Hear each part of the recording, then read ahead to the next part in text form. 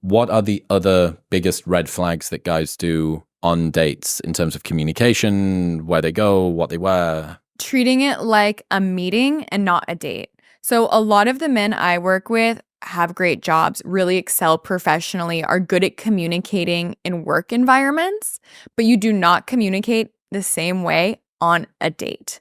A date should be flirty, it should be playful, there should be some physical touch. It would be inappropriate if you were at a business meeting and you touched the person's knee who you were talking to. But on a date, that should be something that you are intentionally doing. You are creating familiarity and physical connection. So start of the date, there should be a hug, a kiss on the cheek, if that speaks to you, if that feels natural for you. Throughout the date, you should be hand on the knee to emphasize a point, hand on her shoulder, guiding her to her seat, touch her hand, while you're talking. Again, this takes practice, and a lot of guys who have zero practice with physical touch, this takes a lot of practice. And end up flailing around like a sweaty octopus. A sweaty octopus. That's quite the picture. I actually feel like it's more they're like stick still and like have their hands at their sides like and aren't moving at all. I think I might prefer the sweaty octopus. But I'll set a goal, say, okay, you want to have 6 physical touches on this date. Just like how I say you should have an approach journal with how many women you're talking to, you should also be keeping a date journal and hitting some goals. Did I pay compliments? What questions did I ask and were well received? Did I hit my physical touch goals? Because a date without physical touch is a meeting. And she didn't come here for a business meeting. Likewise, if the date went well, you want to go for a kiss at the end. That is a great way to end the date if it went well, but you don't want to go for a kiss if you haven't touched her at all. Just even if it's a great date, you're laughing, you're talking, things are going well, you're flirting, but your hands have been at your sides or in your pockets, and then all of a sudden you lunge for a kiss at the end, that's going to feel very awkward and out of left field. Kiss on the cheek, kiss on the lips at the end. I was referring to a kiss on the lips in that sense. You can go either. You don't have to have a kiss on a first date.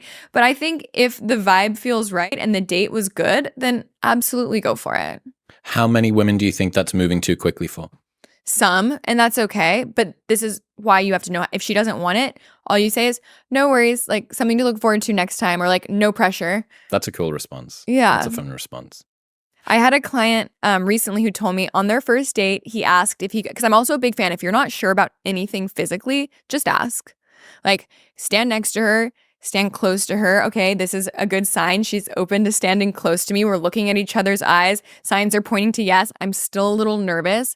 Say to her, I really want to kiss you right now, as a statement. And she's either going to say like, I don't kiss on the first date. And you can say, great, something to look forward to, or like, no pressure. Or she's going to say like, so do it, or just like smile and lean in and be the one to kiss you. And so you're facilitating that. And that goes for really anything physical as things escalate. If you're not sure, just ask. And if you're too uncomfortable to ask, it's too soon to go for it. What a good rule. And I feel like that's true with sex too. And I say like guys who are like, oh, I don't know if it's like, if we should be having sex or like if it's time or like doing this or that in the bedroom. It's like, talk to her about it. And if you are too uncomfortable to talk to her about it, it's too soon to do it anyway. That's a good rule. What about how much effort guys should make with the way that they dress on the first date? Like full 3-piece suit might be a little bit much for a daytime walk. Yes. Not convinced that Crocs and socks are allowed, although I'm pretty pro them. I'm okay with your Crocs and socks if they feel authentic to you. Yes, I fucking knew it. I also, if you're wearing them like in a sort of like stylish, ironic way, it's very different than if you're like 300 pounds and wearing them with board shorts that go below the knees, and a collared shirt. Like that's going to be a no for me. In terms of a first date, I recommend guys have a first date go-to outfit. You don't need to be reinventing the wheel here. You don't want to be wearing something for the first time that you might not be comfortable in or trying to impress her. Just find an outfit that makes you look well-groomed, fits you well. That's the number one thing guys get wrong with their clothing. Too big often or too small. It's usually too big. Like their shirts are too baggy. Oh, okay. This is a big surprised. America problem. Yeah. It's a massive American men have zero fashion sense. This is also true. Yeah, it's atrocious. Guys in America think that wearing a polo collared Under Armour shirt constitutes smart dress. Like Under Armour polo shirt, jeans, leather belt, leather shoes. It's like smart casual, like fucking incarnate. It's so bad. It's fucking atrocious with baseball cap. And you're like, dude, swing and a miss. God. I mean, I literally wear like metal band t-shirts, like Gymshark shorts, Stan socks and Crocs.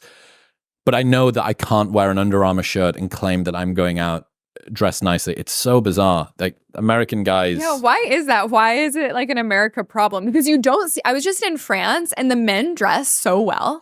Everybody dresses well. Yeah, that being said, I mean, the UK's got some sort of dodgy fashion trends that happen every so often. We had this addiction to skinny jeans for a decade, which I think we all did. I'm slowly sort of ripping myself out of. I'm not too sure. There is definitely, if you're a guy in America, this is an advantage, I suppose, for dudes, disadvantage for girls.